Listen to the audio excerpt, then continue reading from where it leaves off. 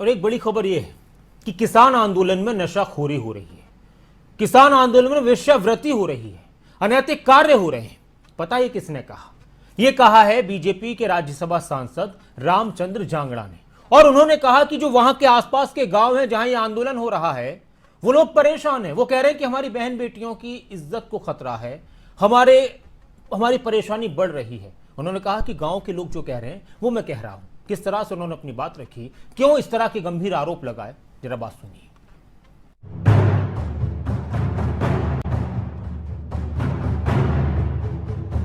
किसान आंदोलन 26 नवंबर को शुरू हुआ यह आंदोलन अब तक कई रंग दिखा चुका है।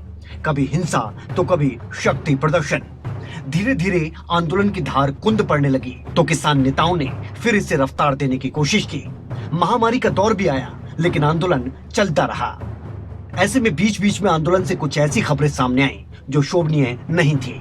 ताजा घटना टीकरी बॉर्डर पर हुई, जिसके बाद मुख्यमंत्री से लेकर गृह मंत्री ने इस पर अपनी अपनी प्रतिक्रिया दी और किसान आंदोलन पर सवाल उठाए। लेकिन इसी बीच राज्यसभा सांसद रामचंद्र जांगड़ा का जो बयान सामने आया वो वाकई आंदोलन की छवि पर सवाल उठाता है। सांसद रामचंद्र जांगड़ा ने आंदोलन में नशाखोरी और वेश्यावृत्ति के फैलने के आरोप जड़ दिए। किसान अपने खेतों में काम कर रहा है, किसान ने आंदोलन से किनारा कर लिया है। वहाँ पर जो लोग बैठे हैं वो मुफ्तखोरे लोग हैं जिनको फ्री का चंदा मिलता है और वहाँ पर नशेखोरी के लिए उनको साधन मिलता है और वहाँ पर रात को जो कुछ अनैतिक काम वेश्यावृत्ति होती है उनको सारी सुविधाएं वहाँ पर मिलती हैं। इस किस्म के असामाजिक तत्व वहाँ पर अपने विराजमान हैं और वो वहाँ पर कब्जा जमाए बैठे हैं और वो किसान की भी अब उसके कंट्रोल से बाहर हैं वो लोग। जांगड़ा यही नहीं रुके, उन्होंने कई और गंभीर आरोप भी किसान आंदोलन को लेकर जड़े। साथ ही किसानों के हाथ से इस आंदोलन को निकलने की बात कही। कल ही सिंगू बॉर्डर के पास 14 गांव के लोग इकट्ठे हुए हैं। उन गांव के लोगों ने कहा है कि यहाँ पर अनैतिक काम होते हैं, हमारी बहन बेटियों की तरफ बुरी निगाहों से देखा जाता है, उनकी इज्जत सुरक्षित नहीं है। अगर कोई बोलता है तो उसके ऊपर हमले किए जाते हैं। एक आदमी का हाथ काट दिया गया वहाँ पर तलवार से।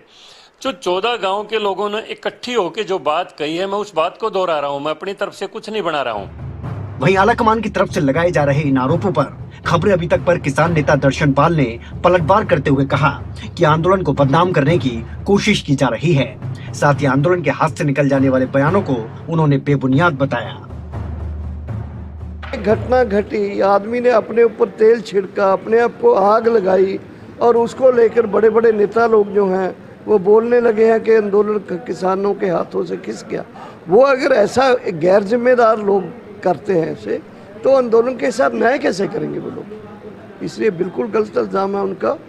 हमारे आंदोलन बिल्कुल किसान संगठनों और नेताओं के बिल्कुल कंट्रोल में है, 100% कंट्रोल में। कुल मिलाकर आंदोलन से पिछले कुछ समय से इस तरह की खबरें सामने आना वाकई अब आंदोलन के मकसद और मंशा पर सवाल उठाता है। अब ये किस स्तर पर हो रहा है? क्या आंदोलन में वाकई इस तरह की घटनाएं हो रही हैं? क्या इसमें कोई सच्चाई है?